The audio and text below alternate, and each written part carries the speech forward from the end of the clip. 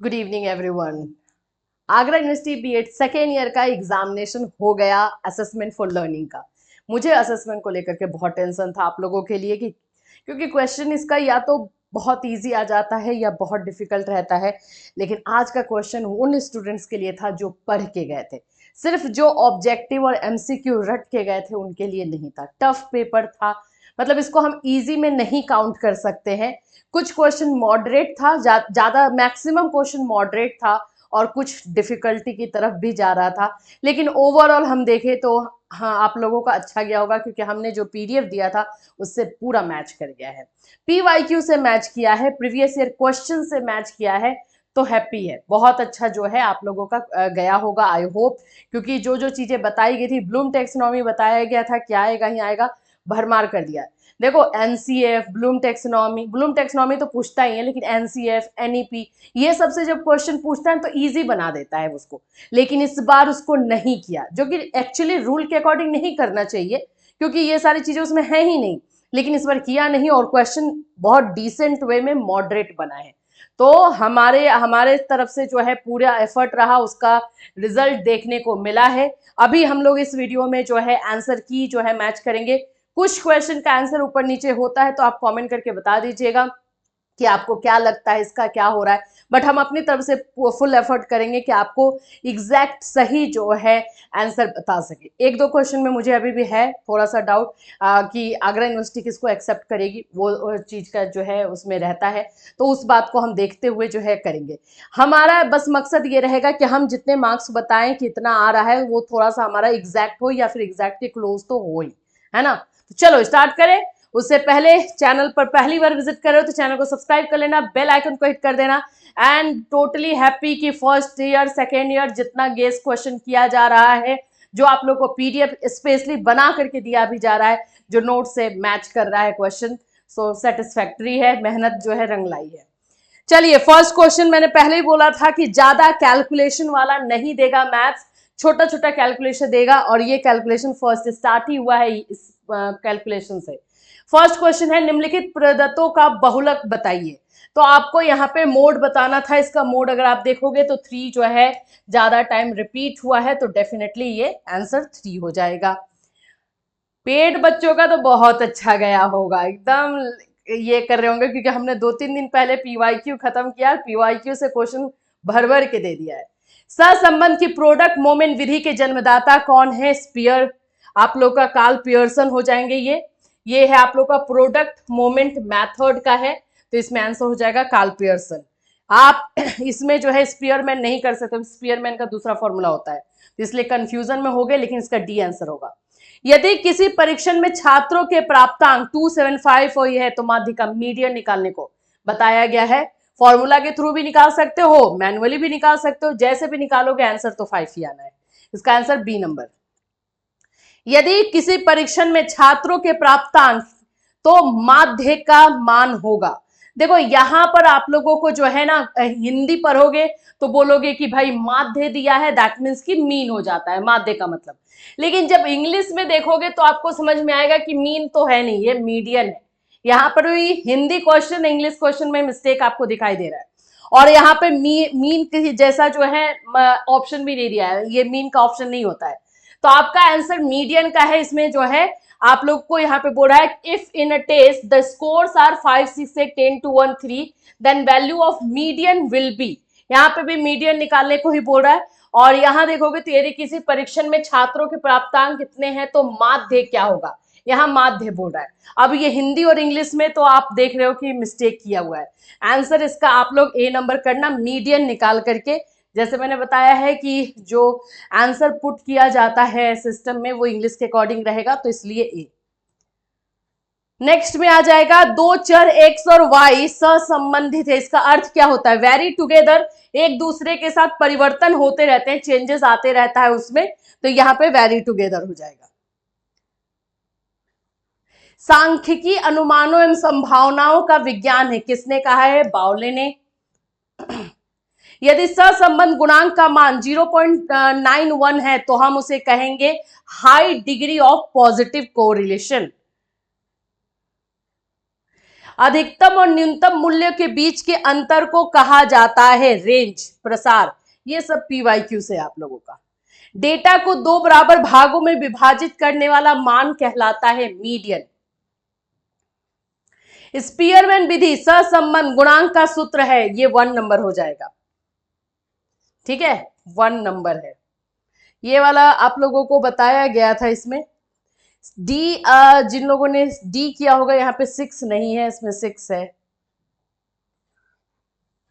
मापन का सर्वोच्च स्तर है, सर्वोच्च स्तर ये आप लोग का स्केल ऑफ मेजरमेंट से है, रेशियो। चलो स्केल और मेजरमेंट को ज्यादा छुआ नहीं है, अच्छे से ऊपर ऊपर क्वेश्चन आया है। शैक्षिक और मनोवैज्ञानिक चरों का मापन मुख्यतः किस स्तर पर किया जाता है, इंटरवल। मापन किन्हीं स्वीकृत नियमों के अनुसार वस्तुओं को अंक प्रदान करने की प्रक्रिया है, किसने कहा है, ये आप लोग का हेल्मस्टेडर का है। अगर आप लोग को किसी क्वेश्चन में, मैं फिर से रिपीट कर रही हूँ, किसी क्वेश्चन में आपको लग रहा है कि ये नहीं ये होगा, तो बिल्कुल कमेंट कर सकते हो, बता सकते हो। इससे दूसरे बच्चों को भी हेल्प हो जाएगा, और अगर हमें लगा कि हाँ आपका सही है तो फिर हम उसको रेक्टिफाई भी कर देंगे कमेंट में, जिससे कि बाकी बच्चों का हेल्प हो जाए। देखो मेन मकसद होना चाहिए सही नॉलेज को लेकर के। इसका आंसर बी नंबर है। निम्नलिखित में से कौन सा कथन असत्य है, असत्य पूछा है यानी कि गलत है। Okay, which of the following statement is false, measurement is a wider than evaluation, ये गलत है टोटली, तो ये हो जाएगा। नेक्स्ट है किसी विद्यार्थी को परीक्षा में प्रथम श्रेणी प्रदान करना है, तो इवैल्यूएशन करेगा। डिसीजन लास्ट फाइनल, तो डिसीजन यही लेता है ना। पाठ्यक्रम के अंत में किया जाने वाला आकलन कहलाता है समेटिव असेसमेंट। संरचनात्मक मूल्यांकन का उद्देश्य होता है छात्रों की प्रगति पर नजर रखना, monitoring progress of students, B number. बच्चों का मूल्यांकन होना चाहिए continuous and comprehensive, D number. मूल्यांकन एक प्रक्रिया है सतत, कॉन्टिन्यूअस, ठीक है।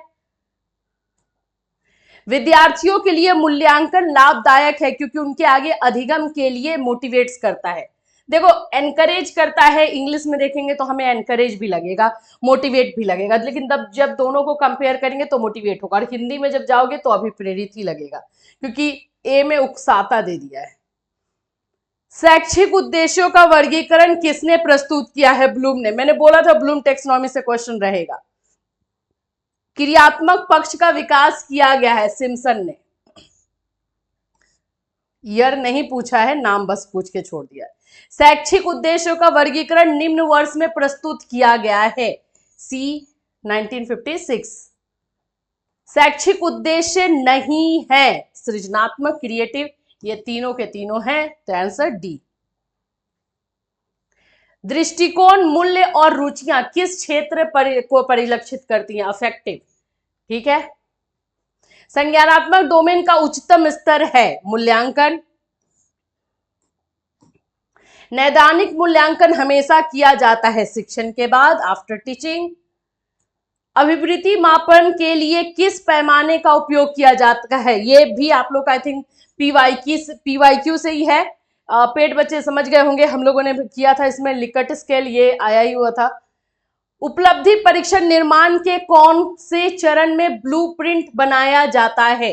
देखो इसमें आप लोग को कंफ्यूजन हुआ होगा, लेकिन हमेशा याद रखना चाहिए, मैं ब्लूप्रिंट के बारे में बताती भी थी। ब्लूप्रिंट जो है क्वेश्चन का एक फॉर्मेट पूरा तैयार किया जाता है, तो जाहिर सी बात है कि हम क्वेश्चन को सिलेक्ट करने से पहले फॉर्मेट बनाते हैं बाबू। तो यहाँ पे आ जाएगा परीक्षण की योजना, यानी प्लानिंग द टेस्ट। जब हम टेस्ट की प्लानिंग करेंगे, योजना बनाएंगे, उस समय करेंगे। संज्ञानात्मक क्षेत्र में मुख्य फोकस है इंटेलेक्चुअल स्किल। अगर ऑप्शंस के अकॉर्डिंग हम देखते हैं तो हमारा डी हो जाएगा। सबसे व्यापक और लोकप्रिय परीक्षण पद कौन सा है, एमसीक्यू, ठीक है। Which of the most widely applicable test item, आप लोग भी वही दे ही रहे हो। आपूर्ति प्रकार का परीक्षण आइटम कौन सा है, फिल इन द ब्लैंक्स। आपूर्ति होता है ना, आपूर्ति का मतलब क्या होता है, पूर्ति करना, और फिल इन द ब्लैंक्स तो आप देखते हो कि रिक्त स्थानों की पूर्ति करें, तो वही है। थोड़ा सा दिमाग लगाते तो पता चल जाता, ये बी नंबर होगा। मानकीकृत परीक्षणों की प्रकृति है, अब यहां पर है डाउट इस वाले में। जिस भी बच्चे ने, ज्यादातर बच्चों ने इनफ्लेक्सिबल किया होगा मुझे पता है, मैंने भी कंफर्म किया है, तो आगरा यूनिवर्सिटी की तरफ से एक्सेप्टेंस जो है डी को ही मिल रहा है। मैंने बच्चों को ए बताया था, तो ए और डी में कंफ्यूजन है। इसको मैं मतलब इसमें काउंट मत करना, इस वाले में अगर आपने डी किया भी है तो इस क्वेश्चन को क्वेश्चन मार्क में छोड़ देना। तो इसका आंसर वैसे जो है ए और डी के बीच में है, और बोलोगे तो मैं बोलूंगी कि डी हो गया है अब, क्योंकि बात हुई है, बट मैंने ए बताया तो अभी भी मैं फ्लेक्सिबल पर हूं। निम्नलिखित में से कौन मापन की त्रुटि नहीं है? इसमें कौन सा नहीं है? देखो, चर त्रुटि, वेरिएबल, कांस्टेंट, पर्सनल, सब तरह का मिस्टेक होता है। रिलायबल एक क्वालिटी है, यानी विश्वसनीयता जो है क्वालिटी है, वो त्रुटि नहीं है। ये आई थिंक पीवाईक्यू से था। विश्वसनीयता एक अनिवार्य शर्त है। विश्वसनीयता ये आप लोग का, रिलायबिलिटी जो है वैलिडिटी के साथ कंपलसरी आती है, वैलिडिटी विदाउट रिलायबिलिटी नहीं आ सकती है। तो ये एक अनिवार्य शर्त जो है वैलिडिटी के साथ है।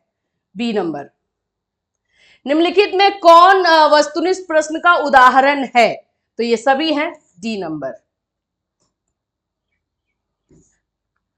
नेक्स्ट,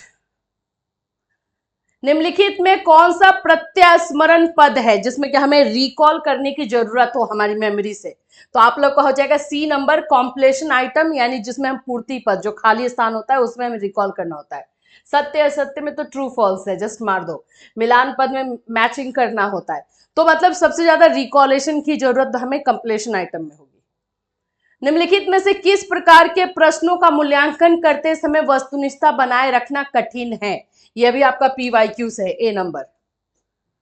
अर्ध विच्छेद विधि का संबंध है। अर्ध विच्छेद ये आप लोग का रिलायबिलिटी से है। इसका एक क्वेश्चन दिया हुआ था 2020 के पीवाईक्यू में, वो हमने किया था। आई होप कि ये ध्यान में रहा हो, तो आपको मैच कर गया होगा कि हाँ ये रिलायबिलिटी से है। विभिन्न विषयों में अधिगम का मूल्यांकन करने के लिए प्रयुक्त परीक्षण कहलाते हैं अचीवमेंट टेस्ट। देखो, the test use for evaluating learning in different subject, अलग अलग सब्जेक्ट में। तो अलग अलग सब्जेक्ट में जो होता है अचीवमेंट टेस्ट ही कहते हैं। हम स्कूल में जो हमारा करवाया जाता है वो अचीवमेंट टेस्ट ही कहलाता है। किसने परिभाषा दी है? किसी परीक्षण की वैधता उसकी वह सीमा है जिस सीमा तक वही मापता है जिसके लिए उसका निर्माण किया गया है। क्रॉनबैक। निम्नलिखित में क्या एक अच्छे परीक्षण की विशेषता नहीं है? एक सेकेंड, आप लोग का आ जाएगा सब्जेक्टिविटी। सी नंबर। मानक के प्रकार हैं, आंसर हो जाएगा ऑल। यदि कोई परीक्षण वैध है तो वह मस्ट बी रिलायबल, यानी कि आप लोग का विश्वसनीय अवश्य होगा। ठीक है। कौन सा भिन्न है, यानी ऑड वन आउट इसमें से चूज करना है, तो अलग जो है सैंपल हो जाएगा।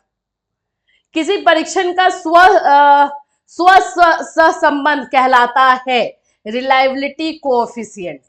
मतलब कि एक ही बच्चे को बार बार टेस्ट देना होता है, इसलिए अगर इसमें आपको डाउट लग रहा है कि कोई और आंसर है तो बता सकते हो, लेकिन मैं 80% श्योर हूं कि ये वाला आंसर होगा, तो इसलिए 20% का है डाउट। मूल्यांकन की निरीक्षणात्मक विधियां सामान्य होती हैं, तो यहां पर होगा the observation method of evaluation are generally less specific. Less specific क्यों है बता देती हूं मैं। ऑब्जर्वेशन मेथड जो होता है वो कम विशिष्ट होता है, यानी कि मेरा ऑब्जर्वेशन है तो मैं अपने अनुसार बता रही हूं, तो इसमें कुछ चेंजेस हो सकता है, तो स्पेसिफिक नहीं बताया जा सकता, इसीलिए लेस स्पेसिफिक होता है। एक अभिक्षमता परीक्षण सदैव मापता है पोटेंशियल एबिलिटी। ऑल ओवर जिन्होंने किया है गलत है। ओवरऑल मेंटल एबिलिटी कहां से होगा? पोटेंशियलिटी को मापने के लिए ही ना एप्टीट्यूड टेस्ट होता है, तो ये जिन्होंने किया है वो गलत हो जाएगा। ए नंबर आंसर है। व्यक्ति के अचेतन पक्ष के मापन हेतु प्रयुक्त तकनीक है प्रोजेक्टिव टेक्निक। निम्नलिखित में कौन वैधता का प्रकार नहीं है? बी नंबर हो जाएगा होइट वैलिडिटी। यदि एक बालक की वास्तविक आयु, आईक्यू निकालने वाला बताया था मैंने, फिक्स रहता है 125। बुद्धि के त्रियामी सिद्धांत का प्रतिपादन किया है। यहां पे 3 डायमेंशनल बोल रहा है, तो डायमेंशनल जो है गिलफोर्ड है। 0.20 से कम कठिनाई मूल्य का मतलब होता है इन आइटम इज डिफिकल्ट। देखो जितना ज्यादा जाएगा ना, 0.80 हो जाएगा तो इजी हो जाएगा, जितना ज्यादा 100 के करीब जाएगा ये एक के, उतना ज्यादा इजी होगा। तो 0.20 ये आइटम डिफिकल्ट होगा। सामाजिक संबंधों के अध्ययन हेतु किस विधि का प्रयोग किया जाता है? सामाजिक यानी सोशल, तो सोशियोमेट्रिक। निम्नलिखित में से कौन सा सूत्र केंद्रीय प्रवृत्ति के तीनों के लिए है? तो yes, mode is equal to 3 median minus 2 mean. Draw man test का संबंध है पर्सनालिटी से। इसका जिन लोगों ने इंटेलिजेंस किया है मैं बता दूं, इंटेलिजेंस टेस्ट का नाम है ड्रॉ अ पर्सन टेस्ट। वो हो जाता है आप लोग का जो बच्चों के लिए किया जाता है इंटेलिजेंस के लिए, उसका नाम रहता है ड्रॉ अ पर्सन टेस्ट, तो वो इंटेलिजेंस टेस्ट कहलाता है। लेकिन ड्रॉ अ मैन टेस्ट आप लोगों का जो है यहाँ पे पर्सनालिटी होगा, यानी बी नंबर है। सृजनात्मकता का संबंध है डाइवर्जेंट थिंकिंग से, ये भी आई थिंक आपका पीवाईक्यू से। सृजनात्मकता की पहचान होती है नवीन परिणाम से, न्यू रिजल्ट। हमने पहले ही बताया था, कहीं भी नवीन, न्यू, ओरिजिनलिटी हो, क्रिएटिविटी से। निम्नलिखित में से कौन सा सृजनात्मकता का एक महत्वपूर्ण कारक नहीं है? Convergent thinking.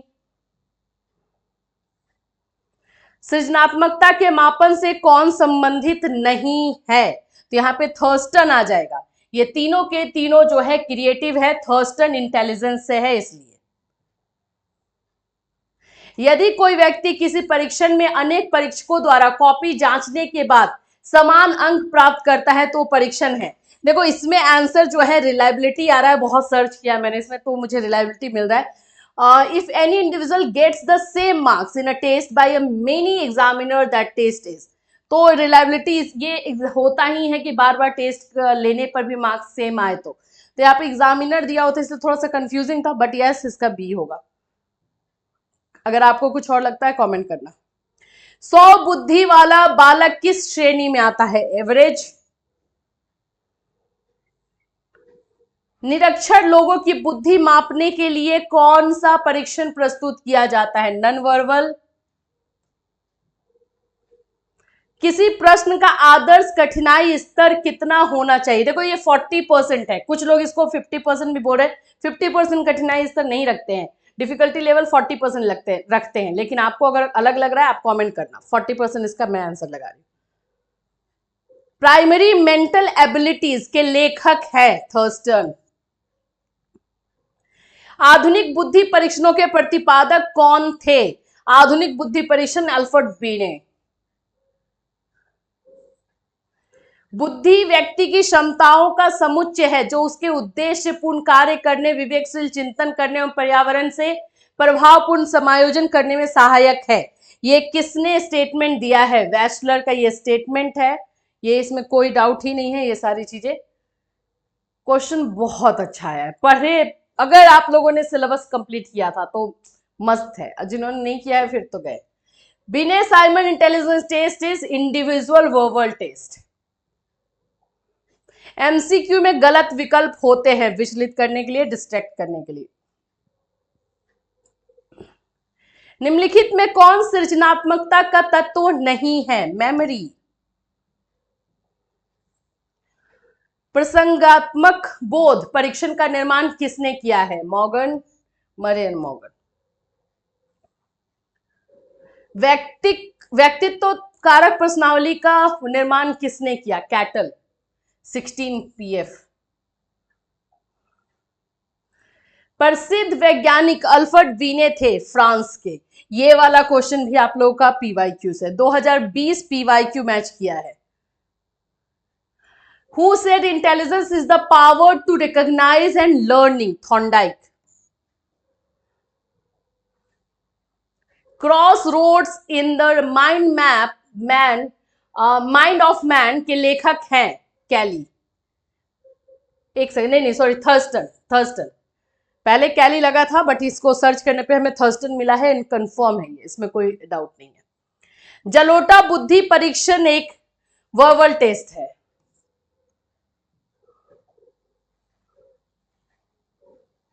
इसमें अगर जिनको लग रहा है ऑल है तो थोड़ा सा मुझे एक्सप्लेन करना, क्योंकि मुझे तो वर्बल टेस्ट पता है, क्योंकि जिन्होंने ऑल लगाया है।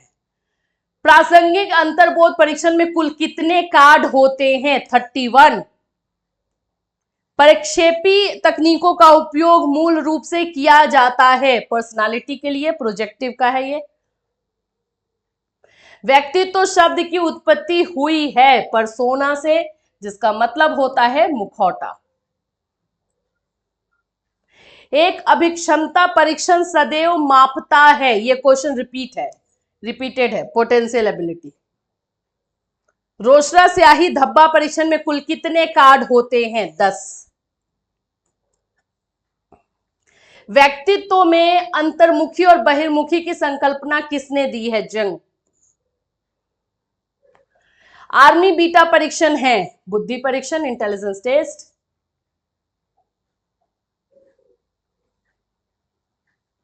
टेक्सोनॉमी ऑफ एजुकेशन ऑब्जेक्टिव किसने लिखा है? ब्लूम ने। निम्नलिखित में से सही अनुक्रम है? A test, measurement, assessment, evaluation. In a class interval, the number of scores lying is frequency.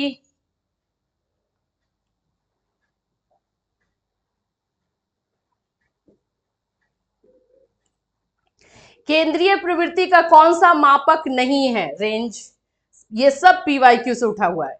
मानक विचलन माप है? वेरिएबिलिटी। आंकड़ों का मध्य बिंदु कहलाता है? मध्य बिंदु यानी मिड पॉइंट, सी मीडियन। सर्वाधिक संवेदनशील सांख्यिकी कौन सी है? मीन। कोटि क्रम अंतर विधि द्वारा सहसंबंध गुणांक निकालने की विधि है? ये किसने दिया है? स्पीयरमैन।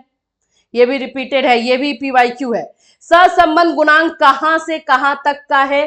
-1 to +1।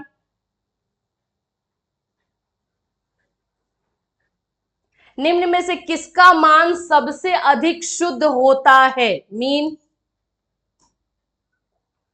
मध्य मान है, इसका फॉर्मूला ये मीन का, सॉरी यहां पे मीन का फॉर्मूला है m = sigma fx/n।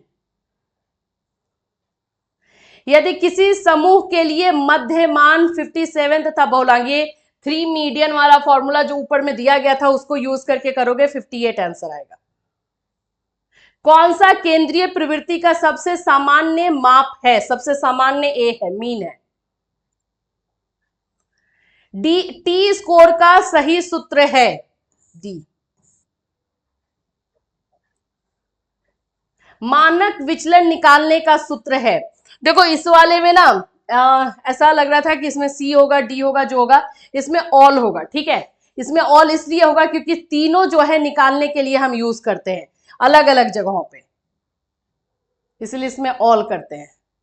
Z score का प्रसार है? देखो जेड स्कोर निकालने का जो ये है, इसमें कुछ, क्योंकि ये 0 से स्टार्ट होता है जेड स्कोर में, तो कुछ लोग इसको कर रहे हैं। आंसर एक्चुअली में जो है ये वाला आ रहा है। मुझे पता है कि आप लोग बोलोगे कि मैम आपने वो बताया था, बट इसका आंसर जो है बाबू सी नंबर आ रहा है। ठीक है, सॉरी फॉर दैट। ये वाला मुझे भी लगा कि मुझे थोड़ा ढंग से ये करना चाहिए था। स्टेनाइन स्कोर का प्रसार है 100 नंबर क्वेश्चन, 1 to 9 खत्म। ये आप लोगों का जो है क्वेश्चन 2020 का जो आगरा यूनिवर्सिटी का पेपर था उससे मैच कर गया है, और पेपर बहुत अच्छा हुआ है। जिन भी बच्चों ने किया है उनका मार्क्स बहुत अच्छा आना चाहिए, जो पढ़ के गए होंगे उनका बहुत अच्छा है। हमारे पेट बच्चों का अच्छा हुआ है, ये बात तो वो लोग खुद ही बोल ही रहे, अच्छा हुआ है। थोड़ा सा असेसमेंट में डर था क्योंकि नॉलेज एंड करिकुलम उनका बहुत अच्छा गया था, तो उनको लगा असेसमेंट भी अच्छा नहीं जाएगा, लेकिन ओवरऑल सही है। अब नेक्स्ट एग्जाम पे फोकस करो आप लोग। क्रिएटिव एंड इंक्लूसिव के लिए भी आप लोग को एक पीडीएफ बना करके दे दिया जाएगा। 2 दिन की छुट्टी आपको मिली है, कल आपको जो है ये पीडीएफ अपलोड किया जाएगा और आपको क्वेश्चन भी दिया जाएगा, जिससे कि आप लोग उसकी तैयारी अच्छे से कर सको। तो आप टेलीग्राम से जुड़े रहना, सारी चीजें जो है आपको वहीं पर दी जाएगी। Till then take care and all the best for your next exam.